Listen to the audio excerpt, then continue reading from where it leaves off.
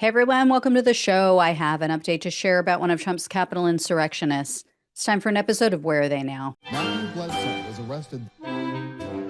Patrick Montgomery was in court. Jonathan Manapa will stay in federal custody. No, I don't take responsibility at all.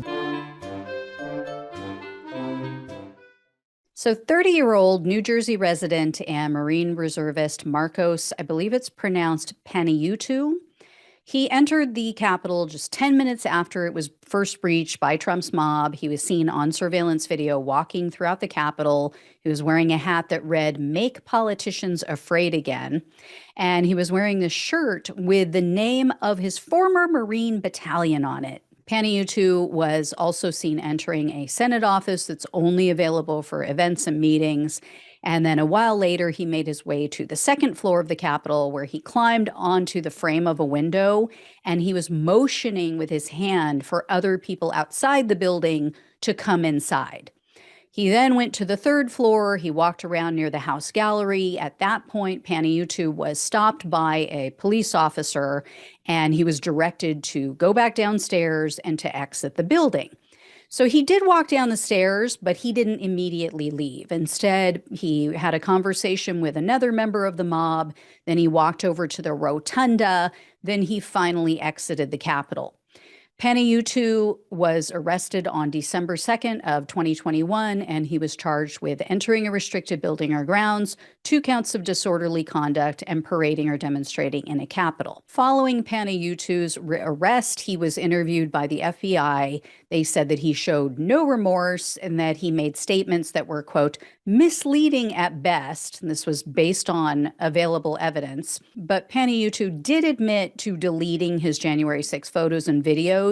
And he said that he got rid of his hat and his sweatshirt that he was wearing that day. So some consciousness of guilt there. In August of 2022, Panayiotou pleaded guilty to the parading charge. So he was facing up to 6 months in jail, 5 years of probation, and $5,000 in fines. However, the prosecutor requested only 45 days in jail, 3 years of probation, and $500 in restitution. In a pre-sentencing memo to the court, Panayiotou's attorney referred to him as a changed man. He said he's ashamed of his actions. He no longer even discusses politics. Panayiotou submitted his own letter along with the memo, and he apologized. He asked for forgiveness. He also noted that although he could have opted for a virtual sentence, he's chose instead to show up in person for the sentencing hearing. He said that he did this because he's trying to prove how remorseful he is and that he'll never do anything like this again. But Panayiotou couldn't even keep it together while he was waiting for this sentencing. As part of his release agreement to remain a free man prior to sentencing, Panayiotou was not allowed to use drugs of any kind. Yet he tested positive for weed on 3 separate occasions.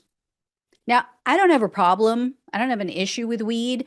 I don't partake myself, but I don't have a problem with people who do. I've studied it enough to know of the health benefits.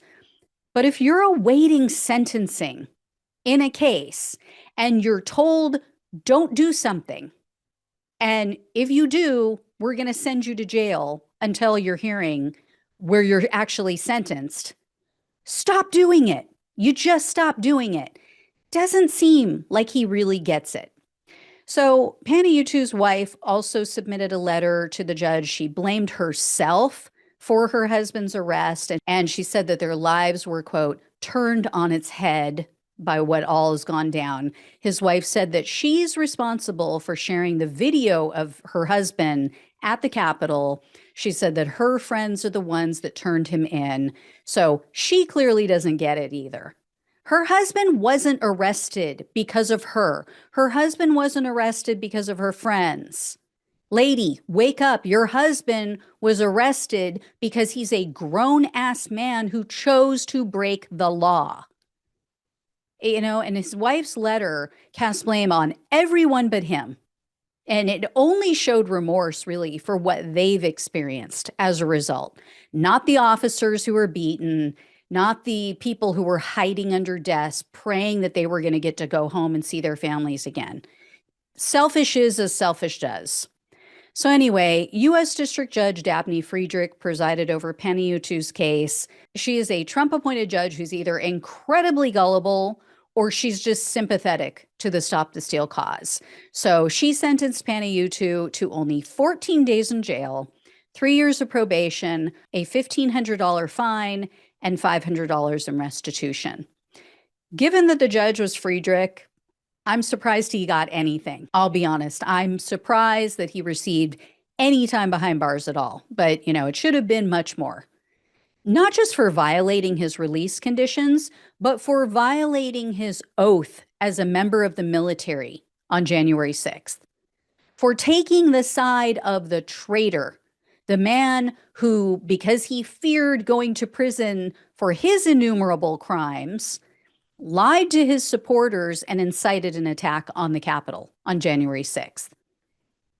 In the case of Panayiotou, Trump literally wound up his toy soldiers and then aimed them at our nation's capital. Anyway, guys, if I hear any more, I'll let you know. Thank you so much for watching and listening. Please like, share, subscribe. Please donate either monthly or one time, whatever you can do. It's greatly appreciated.